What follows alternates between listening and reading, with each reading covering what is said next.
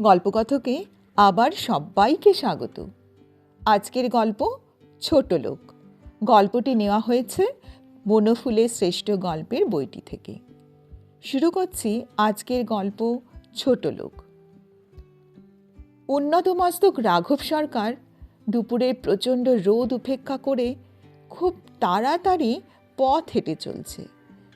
তার পরনে খদ্দর, মাথায় ছাতা নেই, পায়ে জুতো অবশ্য আছে, কিন্তু তা এমন কণ্টকসংকুল যে ক্ষতবিক্ষত পা দুটোকে সরসজ্জাশায়ী ভীষ্মের মর্যাদা দিলে খুব বেশি অন্যায় হবে না। উন্নতমস্তক রাঘব সরকারের কিছুই ভ্রুক্ষেপ নেই, তাই দ্রুত পদে হেঁটে চলছে। সুনির্দিষ্ট নীতি অনুসরণকারী অনমনীয় চরিত্র রাঘব সরকার, চিরকালই উন্নতমস্তক। তিনি কখনো কারো অনুগ্রহের প্রত্যাশী নয়। কারো কাঁধে ভর দিয়ে চলবেন সেটাও তিনি করেন না।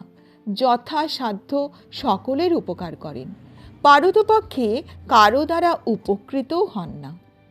স্বকীয় মস্তক সর্বদা উন্নত রাখাই তার জীবনের সাধনা।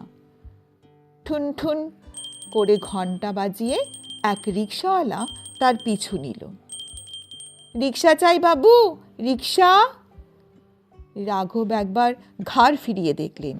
অস্থি চর্মসার লোকটা তার দিকে লোলুপ দৃষ্টিতে চেয়ে আছে।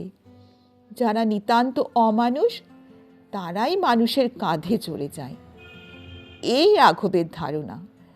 তিনি জীবনে কখনো পালকি অথবা রিকশা চড়েননি, চড়া অন্যায় মনে করেন। খদ্দরি আস্তিন দিয়ে কপালের ঘামটা মুছে বললেন, না না, চাই না। খুব তাড়াতাড়ি হাঁটতে লাগলেন। ঠুনঠুন করে ঘণ্টা বাজিয়ে রিকশাওয়ালাটাও পেছনে পেছনে আসতে লাগলো। হঠাৎ রাঘব সরকারের মনে হলো, বেচারার এটাই হয়তো অন্ন সংস্থানের একমাত্র উপায়। রাঘব কৃতবিদ্য ব্যক্তি, সুতরাং তার মাথাতে ধনিকবাদ, দরিদ্র নারায়ণ, বলশেভিজম, ডিভিশন অফ লেবার, পল্লীর দুর্দশা, ফ্যাক্টরি, জমিদারি, অনেক কিছু নিমেষের মধ্যে খেলে গেল। তিনি আর একবার পেছন ফিরে দেখলেন।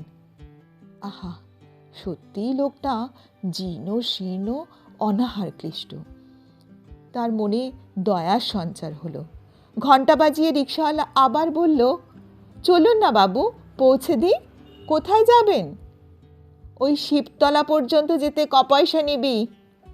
6 পয়সা। আচ্ছা আয়।